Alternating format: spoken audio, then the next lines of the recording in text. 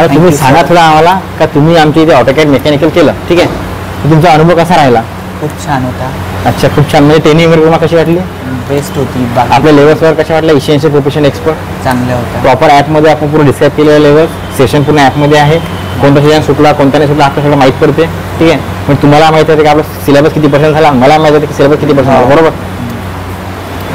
आणखी काही तुमच्या हिशोबाने काही तुम्हाला म्हणायचं असेल का बा ट्रेनिंगबद्दल काही अपडेट आम्हाला करायचं असेल किंवा काही जे चालू आहे ते बेस्ट आहे असं काही तुमचा निष्कर्ष सांगा आम्हाला? नाही नाही, बेस्ट होतं, सर्व बेस्ट होतं. बाकीच्यांपेक्षा नाही का? हो हो, बाकीच्या. आता बघा याच्यामध्ये आता हे सर्टिफिकेट आपलं कॅरम कोडिंगचं, त्यामध्ये हे गव्हर्नमेंट अप्रूव्ड सर्टिफिकेट आहे आणि ISO अप्रूव्ड सर्टिफिकेट आहे. प्रत्येक ठिकाणी चांगला सर्टिफिकेट आहे. म्हणजे प्रायव्हेट कंपनी, इंडस्ट्रीज आणि प्रायव्हेट कंपनीमध्ये MNC कंपनीमध्ये गव्हर्नमेंटची जे जागा निघतात IOCL, DRDO वगैरे मेकॅनिकलमध्ये तिथे सगळं हे ॲप्लिकेबल आहे. कारण हे पूर्ण रजिस्टर्ड कंपनी आहे.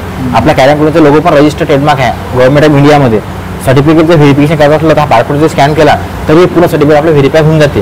दुसरी गोष्ट सर्टिफिकेट, आता तुम्ही एक्सपर्ट इन ऑटोकॅड मेकॅनिकल असं लिहिलेलं आहे, पण नेमकं तुम्ही ऑटोकॅडमध्ये एक्सपर्ट लेवलमध्ये तुम्ही काय शिकले तर हे बघा मागे लिहिलेलं आहे स्किल्स. सेकंड पेजमध्ये आपण लिहिलं आहे तर यांनी तुम्ही कोर ऑटोकॅड मेकॅनिकलमध्ये तुम्ही 2D ड्राफ्टिंग अँड शिकलेलं आहे, 3D मॉडेलिंग शिकले, मेकॅनिकल डिझाईन स्टँडर्ड शिकले, असेंब्ली, खूप जे तुम्हाला स्किल येते आपण GD&Tचं पार्ट पण केलेलं आहे.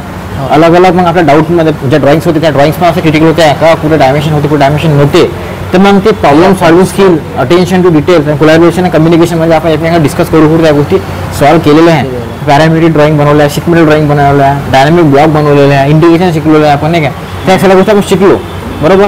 म्हणजे A to Z आपण टॉपिक कव्हर केले एक्सेन्शियल प्रोफेशनल एक्सपर्ट लेवलमध्ये, ठीक आहे. तर आपला उद्देश तो आहे का बा म्हणजे प्रत्येक स्टुडंट जवळ सेम सिलेबस गेला पाहिजे, सेम ट्रेनिंग गेली पाहिजे. आपली प्रत्येक सेशन रेकॉर्डेड राहते. म्हणजे समजून घ्या मला जरी वेळ लागला शिकवासाठी तर तुम्ही रेकॉर्डेड सेशन पाहून पण तुमचा सिलेबस कव्हर करू शकता, घरून पण आणि इथून पण. अशा प्रकारे प्रत्येक स्टुडंटचा जो रेशो आहे सिलेबस कम्प्लीट करणं 100% आहे की नाही.